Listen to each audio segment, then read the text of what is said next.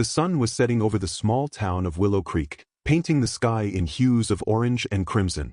In a modest corner of the town, there lived a loyal German shepherd named Bella. Bella wasn't just any dog, she was a proud mother, known around the neighborhood for her gentle nature and protective instincts. Her coat shone a rich mix of tan and black, and her amber eyes carried the wisdom of 1,000 sunsets. Bella belonged to an old man named Mr. Harris. Once a factory worker, Harris had fallen on hard times after the mill shut down. Struggling to make ends meet, his heart carried more burdens than his frail body could handle. Still, his love for Bella and her only puppy Max was the only thing that brought him peace in those days. Max, a playful little furball, was Bella's pride.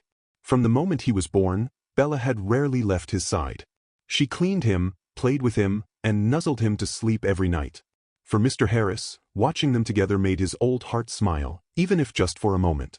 But life had its cruel ways. As weeks turned into months, Mr. Harris's financial condition worsened. The meager pension he received barely covered his medicine, let alone food for 2 growing dogs.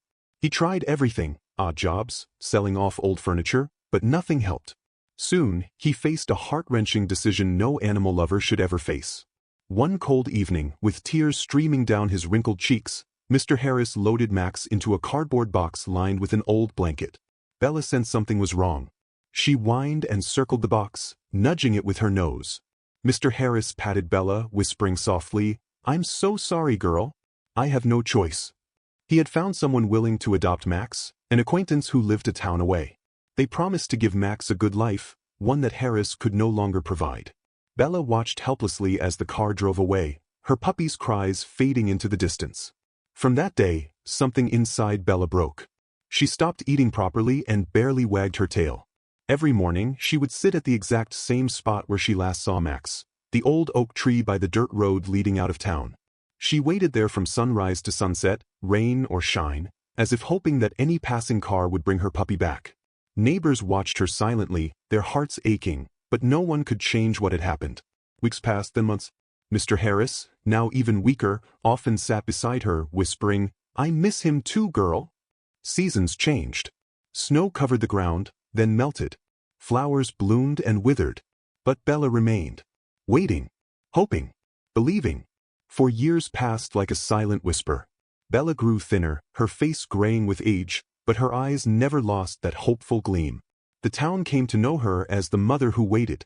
And then, one morning, something miraculous stirred on the horizon. It was an ordinary morning in Willow Creek, just like every other morning of the past 4 years. The sky was overcast, and a soft drizzle covered the ground in a thin, cold mist. Bella, now a shadow of the strong mother she once was, sat beneath the old oak tree by the dirt road. Her fur had dulled, patches of gray creeping around her face. But her eyes, those soulful amber eyes, still held on to a thread of hope. Mr. Harris sat on his worn-out bench, coughing softly as he sipped his tea. He glanced at Bella, his heart sinking deeper with guilt every time he saw her sitting there. "You're still waiting, girl. You still believe, don't you?" he whispered.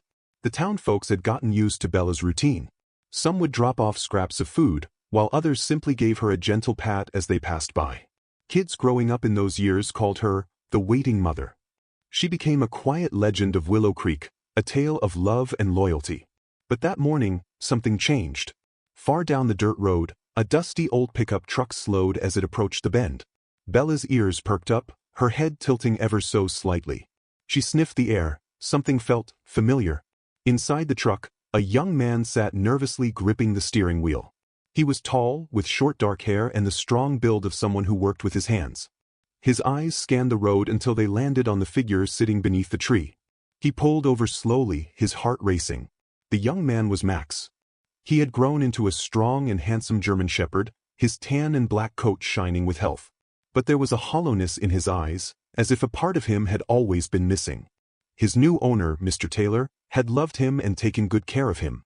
But no matter how far they traveled or how well he was treated, Max would often sit by the window, staring at the horizon.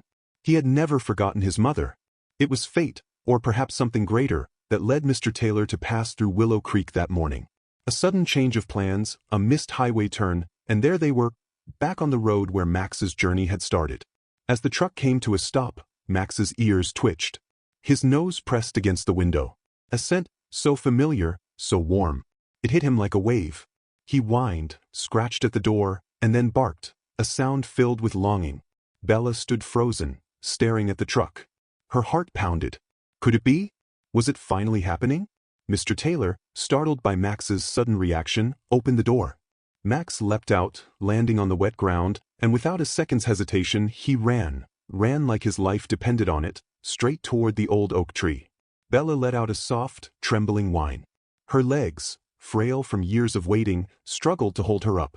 But she stood, eyes wide, body trembling, as the figure she had dreamed of for 4 long years came charging toward her. The impossible was happening. Max sprinted toward the old oak tree, his paws barely touching the ground. Rain droplets flew off his coat as his heart pounded wildly in his chest. He didn't care about the cold or the mud, he only knew that the scent he had longed for, dreamed of, and never forgotten was right there. His mother was waiting. Bella stood trembling, her cloudy eyes locked on the approaching figure. For a moment, she doubted herself. Could her heart be playing cruel tricks? Could this be another stray dog passing by? But no, deep inside she knew. A mother always knows. With a weak but determined bark, Bella took a shaky step forward. And then another. Max closed the distance in seconds, skidding to a stop just in front of her. There was a brief pause, a breathless moment where the world seemed to stop. Then it happened. Max let out a sharp, excited yelp and buried his face in Bella's neck. He whimpered, licked her face, nudged her gently as if confirming, "Is it really you, Mom?" Bella nuzzled him back, her frail body collapsing slightly under the weight of her emotions. She licked his face feverishly, whining and crying, her body trembling in disbelief and joy. Mr. Harris watched the scene with wide, tear-filled eyes. His hands trembled as he tried to stand, leaning heavily on his cane. "It's him. It's really him," he whispered. Mr. Taylor finally approached, stunned by the powerful reunion unfolding in front of him. "I don't understand," he muttered, watching his dog, his Max, completely change. Max had always been calm, almost distant. But now he was alive with joy, his tail wagging furiously. Mr. Harris approached slowly, his voice cracking. "Young man, where did you get that dog?" Mr. Taylor explained everything, how he'd gotten Max from a family friend years ago, how Max was always restless, always staring into the distance like something was missing. "I never knew why, until now." Tears rolled down Mr. Harris's cheeks as he placed a trembling hand on Bella's head. She never stopped waiting for him. Not one day.